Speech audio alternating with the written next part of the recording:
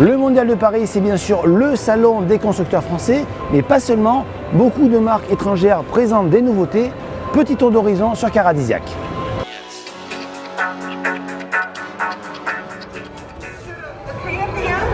Voici le futur carton de chez Skoda, le Kodiaq, le nouveau SUV 7 places de la marque tchèque.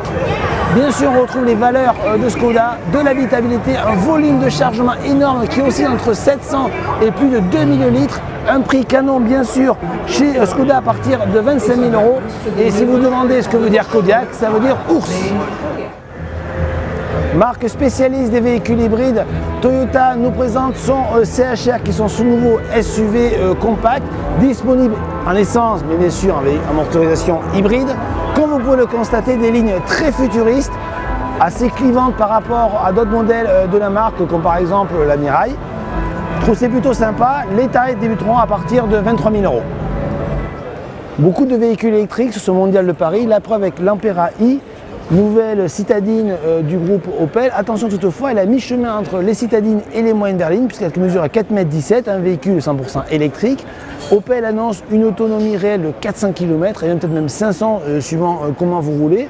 On notera un volume de coffre très généreux, 380 litres et surtout une grande tablette multimédia qui annonce une meilleure ergonomie. Le Discovery, l'un des modèles phares de chez Land Rover, le constructeur britannique le renouvelle aujourd'hui dans une nouvelle génération qui peut accueillir 7 places. Vous le voyez, il est très proche du Discovery Sport déjà commercialisé. La ligne est typique de chez Land Rover avec toujours des capacités de franchissement assez importantes. On notera également un habitacle proche de celui de son frère, le Discovery Sport. Mais attention, ce Disco peut accueillir 7 places. Chez Audi, on ne change pas ou peu une équipe qui gagne. Vous avez derrière moi la deuxième génération de Q5 qui reste le SUV familial qui se vendait le mieux sur le marché français. Alors bien sûr, Audi l'a complètement repensé, mais reste avec des lignes proches de la précédente génération. Il adopte notamment le Virtual Cockpit comme d'autres modèles de la marque Osano et sera vendu aux environs de 40 000 €. La mode est au SUV et Suzuki nous présente sa nouvelle Ignis, la citadine avec un look baroudeur, un véhicule très sympa, très jeune, très moderne, que ce soit extérieur ou intérieur. En moteur, on retrouve un essence de 115 chevaux qu'on avait vu sur la Baleno, les prix aux environs de 15 000 €. Chez Nissan, la star, c'est la nouvelle Micra.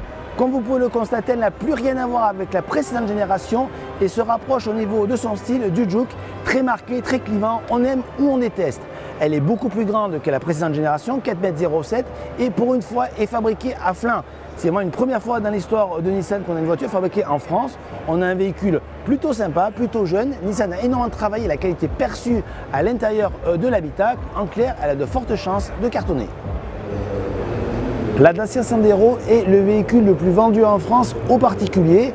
Donc elle cartonne au niveau des ventes et bénéficie à l'occasion de ce Mondial de Paris d'un petit restyling qui porte principalement sur la face avant du véhicule, une nouvelle calandre, nouveau projecteur, nouveau bouclier avant mais également à l'arrière. Il y a des feuilles également qui sont inédits, mais on notera surtout une montée en gamme à l'intérieur du véhicule avec de nouveaux équipements mais surtout une meilleure ergonomie. Deux exemples, le klaxon enfin sur le volant et les lève-vitres enfin sur les portières. Deux petits détails mais qui changent grandement les choses puisqu'il était deux défauts de ce véhicule. Alors on termine ce tour d'horizon des nouveautés étrangères par la Honda Civic de 10e génération, une voiture totalement repensée avec un look assez controversé, on aime ou on n'aime pas là non plus, je suis sûr que vous ne serez pas indifférent, une voiture beaucoup plus grande, 4,50 m, un grand volume de chargement, mais un intérieur beaucoup plus classique qu'auparavant.